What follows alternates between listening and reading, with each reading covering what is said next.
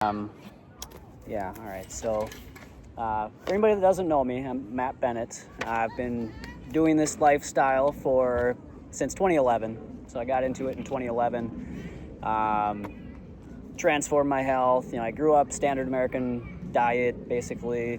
My mom made home-cooked meals, but it was pretty much just boxed and bagged and packaged stuff. So yeah, it reversed my asthma, eczema, allergies, colds and flus all the time, really dry skin, all these things, constipation, insomnia. I have like a massive list of things. So got into this lifestyle through a Dr. Robert Morse. He was one of the first people that I came across, but also John Kohler, who's here. I'm sure you guys all know who he is, and Dan McDonald. So those three were kind of my introduction to this lifestyle back in 2011. And from there, I branched off, learning from Dr. Graham and doctors Rick and Karen Dina, pretty much all the pioneers of the lifestyle. I've tried to really take in all their information and kind of put it into my own way of communicating it and helping people learn it in a practical and easy way. Because I know practical's good. Yeah, that seems to be one of the things that people struggle with is they understand the information, but actually implementing it and adopting the lifestyle long term is usually the issue people run into, because life is so busy and social and all these other aspects make it difficult to really make the lifestyle work sometimes. So yeah, my books, I kind of just package everything that I've learned from all these different teachers and doctors and educators, and kind of just put it into as practical of an application as I can. So the book that we're presenting on today is 5-Star Salad Revolution. One of the biggest aspects of my success, I believe, is the salads. Fruit is fantastic. I love fruit. I eat a lot of it, but without the salads, I don't think I would be as successful and probably still doing this lifestyle if I hadn't incorporated the salads. And I actually started incorporating these before I even knew what raw vegan was. So going back to kind of my transition into this lifestyle, hair loss was one of the things that really freaked me out. I started losing my hair when I was like 16. And it was like the last thing I ever wanted in the world. Like, I was so terrified of it. I was obsessed with finding ways to stop my hair loss. And so I went online, started searching up all these things, and some of the things were obviously to eat more protein. It was saying to eat more like eggs and steak and chicken and all these things, which I was already eating a lot of. But the other thing was I found spinach was on a lot of these websites as well, because it's a high protein green. So I started making these massive salads probably when I was 19, 20 years old. And in college, my friends would call me Mr. Healthy and give me a hard time. They would make fun of me because I would make these big, massive salads, and I would make a lot of my meals at home. And I was taking all these vitamins and all these things too. And so, yeah, they just thought that I was like kind of a wacko. And I didn't tell them it was for hair loss or anything. So I was embarrassed of it at the time, but now I don't care at all. So, but yeah, so that's what got me into making salads. So I was making these salads well before I had any idea what even a vegan was. I didn't even know what vegan was at that time. And so as I was eating these salads, I was reconditioning my microbiome to really enjoy the flavor and this consumption of greens, because that's one of the things that a lot of people love the fruit. You get a lot of dopamine and it just tastes so good. You get that sweetness, but then you get the greens, which have the lowest caloric density of basically anything we're going to eat other than water, and so you don't get that same type of dopamine hit that you get from something like fruit. And so that is one of the reasons why I think a lot of people struggle with eating greens, because they just don't, we're conditioned to want these hyper stimulating processed foods and things that really give us that dopamine hit. And also it's attached to, emotional aspects that we have with foods.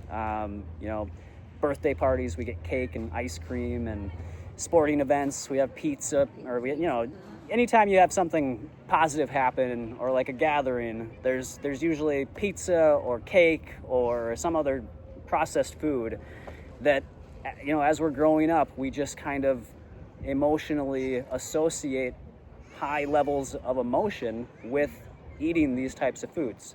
And so as adults, we tend to have much more stress than we did when we were kids. And so that higher elevation of stress, or that higher elevation of emotion, leads us to want to snack on these hyper-stimulating foods that we have been conditioned to as kids to consume. So that's why one of the reasons why people are so addicted and just resistant to giving up these types of things, because it's just ingrained in their subconscious, right? So one of the ways we get out of that is just like I started to do when I was 19, and that's incorporating more greens. It doesn't have to be all at once. You can just incorporate them. I call it raising your green esteem, right? So we have our self-esteem, but in the book I talk about your green esteem, and that's our self-esteem is how we feel about ourselves, and just our perception of ourselves. Our green esteem is our perception of greens, and really our understanding, or our view of how they play a role in our health goals, and how important they are to our overall health. So raising your green esteem is done through, again, just small steps. You add some greens to your smoothies, have a side salad with whatever you're normally eating, and over time you can continually increase the size of that side salad until it becomes basically the main dish. So that's the main message of the book, is to make salad the main dish at least once a day. I'm sure you guys have heard that from other teachers, and I think it's a really valuable thing. I think that's why I don't have cravings. I don't have cheat days. I really enjoy eating the fruits and vegetables. And so, and I don't have any teeth issues. I've been doing this for almost 15 years now, and I still don't have any cavities. My dental health is great. So that's something that some people run into when they just stick to fruit, because the fruit, while it's great, it often it's picked early, so it never had a chance to pull in all the nutrients that it was supposed to, including the minerals. And so eating unripe fruit can lead to mineral deficiencies if that's your main, if that's like all you're eating, like the fruitarians. I wouldn't recommend that, especially with today's, how our fruit is grown. Let's talk a little bit about, I'm sure most of you guys know that, only about 3% of Americans get their recommended fiber intake, and about 11% of Americans' diet is from whole fruits and vegetables, whole plant foods. So the other 90 or so percent is coming from hyper-processed foods or other, animal products and things like that.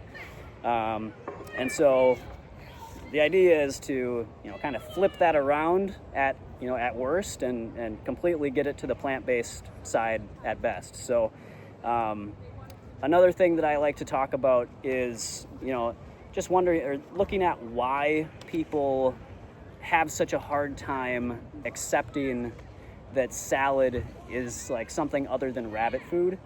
That is one of the things, you hear, people call it rabbit food. And I really think that's part of what I call the industry spell. I think a lot of people are under the industry spell, which I believe is false beliefs and behaviors and perceptions that are a result of continual basically brainwashing by marketing and industry, so that people are resistant to things that are actually, they think that it's their own idea or their own view, but really it's something they've been taught through marketing and things. And so that's where seeing a salad as rabbit food comes in. That's where seeing meat is manly comes in. That's where drinking dairy products is good for your bones.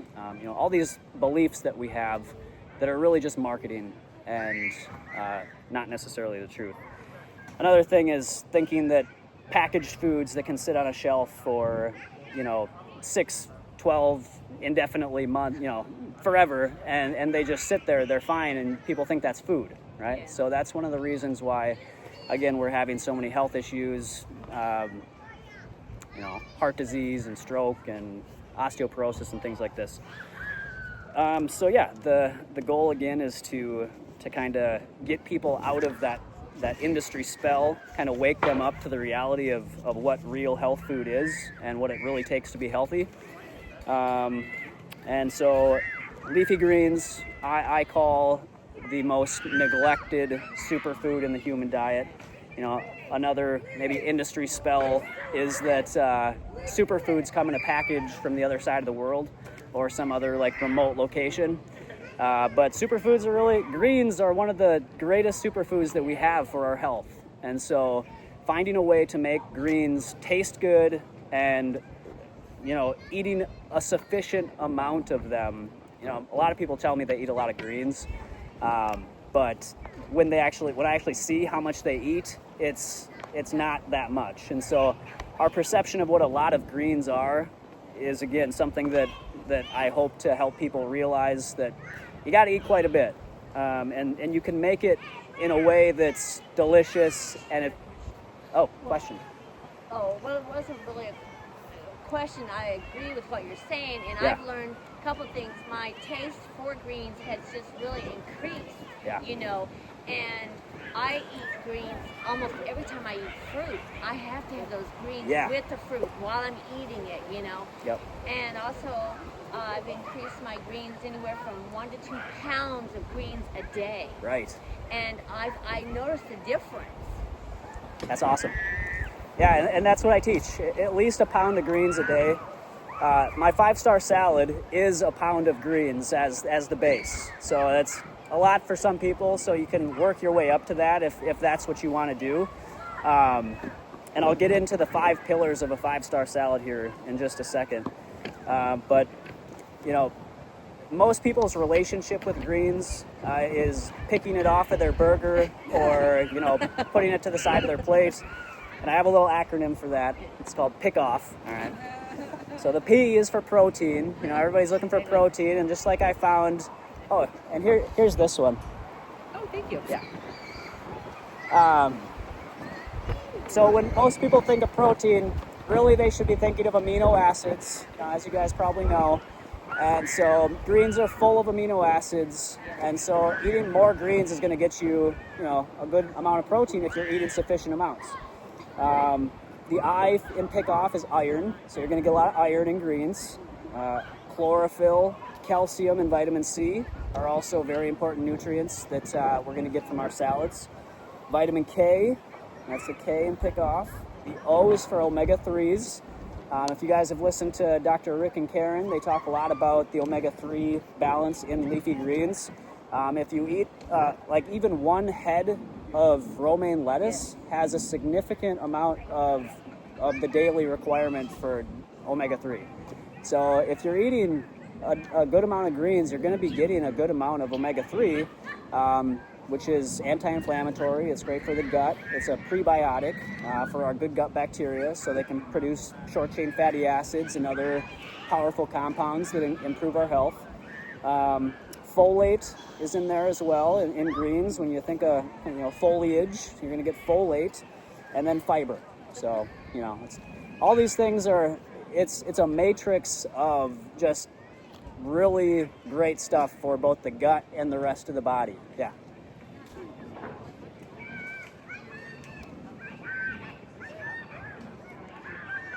That's a great question. Yeah, I would say get a variety. A lot of people just eat romaine or even iceberg lettuce or whatever, and they're great, and you're going to be doing a good thing for your health either way. But if you can get a variety in, they all have different levels of different nutrients. So the darker leafy greens are great, more calcium, more chlorophyll in there, but they all have their benefits. So I teach people just get as much variety of greens as well as other fruits and vegetables as you can. It's just, the way I kind of look at it is, would you want to teach? So when you eat food, it educates your body on the environment that you're in. So our food is our best teacher for how to survive in our environment. When we're eating healthy food, it's like reading a book essentially. So would you want to go to it? Would you want the teacher, if you're in school, would you want to learn from somebody that's read one book?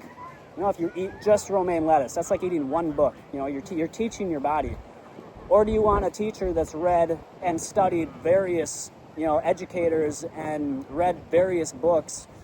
That's kind of how I look at it, because you're educating your body on not only just the environment, but it's changing your genetics. The various phytonutrients, the different colors that we have, they all turn on and off different metabolic pathways and genetic pathways. And so when you take in all these different colors and nutrients and different types of fiber, you're really educating the body on how to be as healthy as it can. So that's kind of my analogy for it is, you want to teach your body from as many sources of good education or good plant foods as you can.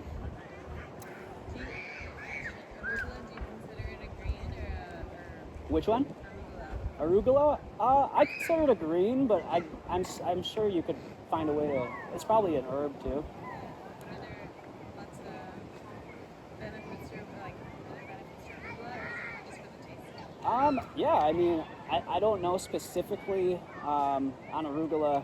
I haven't really looked exactly into arugula, but it is a cruciferous vegetable. So I think cruciferous vegetables are great in terms of producing, isothiocyanate compounds and, just helping with that sort of stuff. That's what all the plant-based doctors talk about.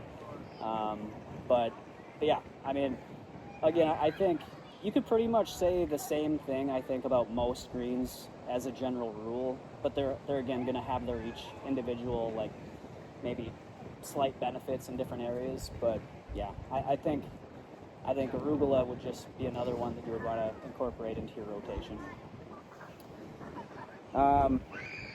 So yeah, let's see. Where do we want to go with this? Any other questions?